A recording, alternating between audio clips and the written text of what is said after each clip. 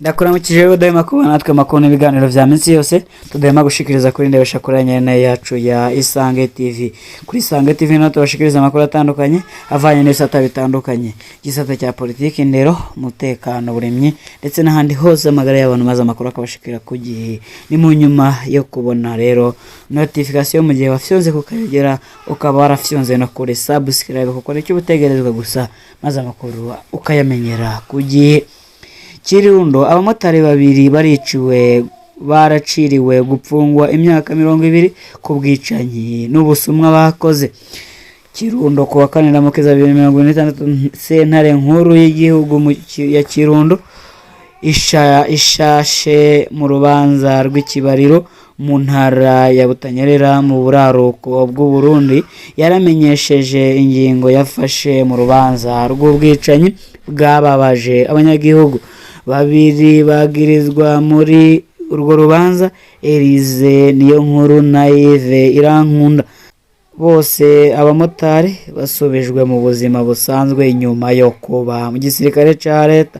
Bagirijwe gutegura no gushira mu ngiro igandagurwa rya Gerard Nibigira, umutego w'ubwicanyi kubwicariho c'umushikirizamanza. Ubwo bwicanyi bwabaye ku 22 Ntwarante 2026. Abo bagabo boba bahamagariye uwo bishe kubwicariho c'umushikirizamanza. Ubwo bwicanyi bwabaye ku 22 Ntwarante 2026. Abo bagabo boba barahamagariye uwo bishe ku mutumba Kireka zone Kirundo bamuhenda ko bagomba bagure inzu. Ahashitse Gerard Nibigira yari afise 3,000,000 z'amarundi na telefone ngendanwa y'agaciro ka baba 600,000 y'amarundi yoba yaciye anigwa nabo bari bamuhamagaye bakoresheje umugozi. Inyuma y'ibyo ababicanyi baragerageje kunyegeza ikiziga mu mwobo, ariko kubera bagihamvye bihuta byaciye bigenda nabi. Igice k'ikiziga nk'ukuboko kwagumye kuboneka.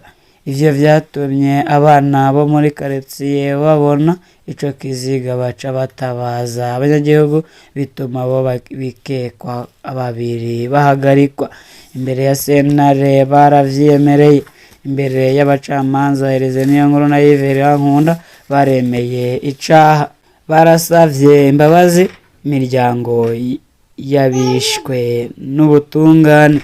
Inyuma y'umwiherero sentare yaciriye abo bagabo babiri igihano cyo gupfungwa imyaka 20.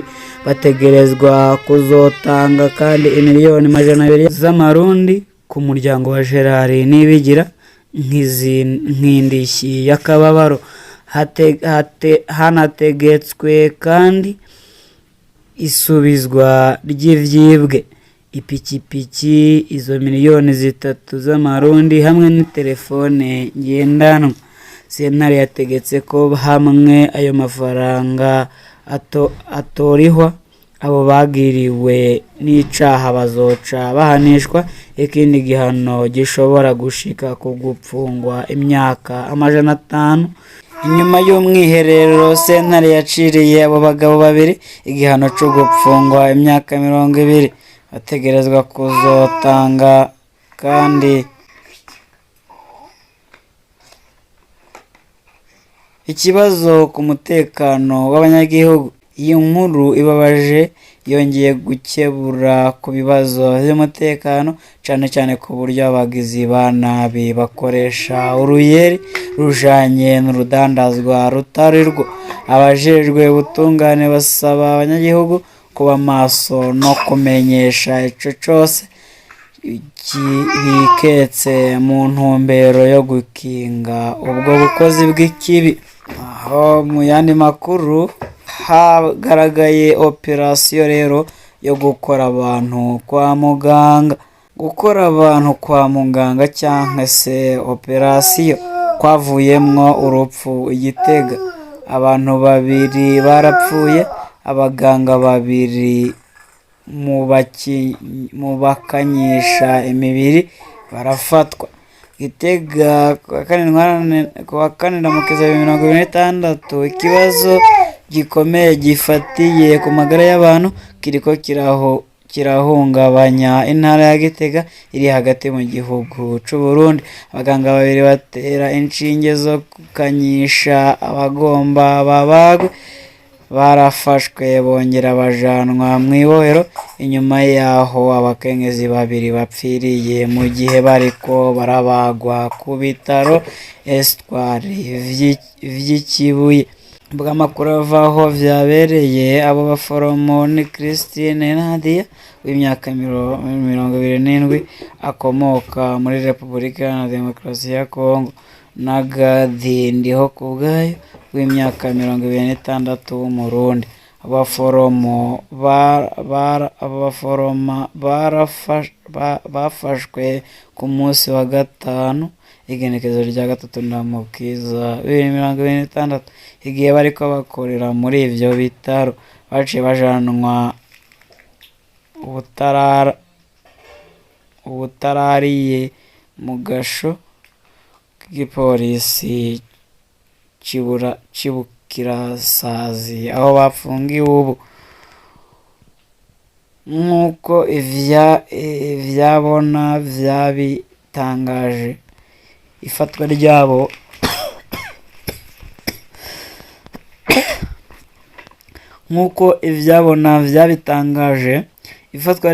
ryabaye inyuma y'igikorwa co kubaga kitagenze neza. Abo baganga bakekwa ko bateye imiti itariyo abagore babiri bariko barabagwa mu gihe bari mu cumba c'ibagiro. Iryo kosa rivugwa ko ryabaye mu buvugizi ryatumye haba ingorane zikomeye zatumye abo bakenyezi babiri bapfa. Abapfuye bamenyekanye ko ari Julie Nzirubusa w'imyaka 37 na Celestin Kwizera w'imyaka 23. Ibiziga vyabo vyaciye bijanwa mu buruhukiro bw'ibitaro inyuma y'ico cago. Ubuyobozi bw'ibitaro buremeza ayo makuru. Muganga Gilbert Kibinakanwa arongoye ibitaro Hôpital Espoir vy'ikibuye avuga ko abo baforoma babiri bashikirijwe inzego zibijejwe kugira hatangure amatoza mu ntumbero yo kumenya ukuri kw'ivyabaye no kumenya uruhara rw'umwe wese. Amatoza arabandanya kugira amenyekane neza uko izo mpfu zibiri zabaye. Bikaba vyateye akababaro gakomeye mu banyagihugu bo muri ako karere. Uretse umubabaro, iyo ngorane yatumye hasubira kwaduka ibibazo bijanye n'ingene abakozi bo mu gisata c'amagara y'abantu bakora hamwe n'umutekano w'abagwayi mu mavuriro n'ibitaro vyo mu gihugu. Rero niyo makuru twari tubafisiye none. Dushimira budahema kubana natwe makuru n'ibiganiro vya minsi yose. Tudahema gushikiriza kuri Ndebesha kuri nyene yacu ya Isange TV. Kuri Isange TV naho tubashikiriza amakuru atandukanye kandi rwose niteka n'umunezero ntangere ko batubafise. Kadushimire wewe wabanye natwe ariko kuri we tutatanguranye tukibutsa zimwe mu ngingo nkuru aya makuru yagize yibandako.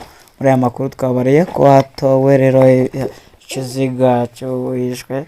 Rero abakekwa ko babigize mu ruhara baje kuba rero bashyizwa imbere y'ubutungane maze bakatirwa imyaka 20 ndetse n'amadahabu arenga miliyoni 200. Abanyane makuru twabareye ko kwa muganga muri operation yakorwaga ku bagwayi bariko babagwa babiri rero bapfuye. Abaforoma babiri nabo bakaba bajanwe mwiperereza kugira hamenye amatoza ku kijanye n'izo mfi zabaye kuri ivyo bitaro bya Espoir rero ku Kibuye. Ara niyo makuru twari tubafisiye none mukomeze kugira amahoro y'Imana.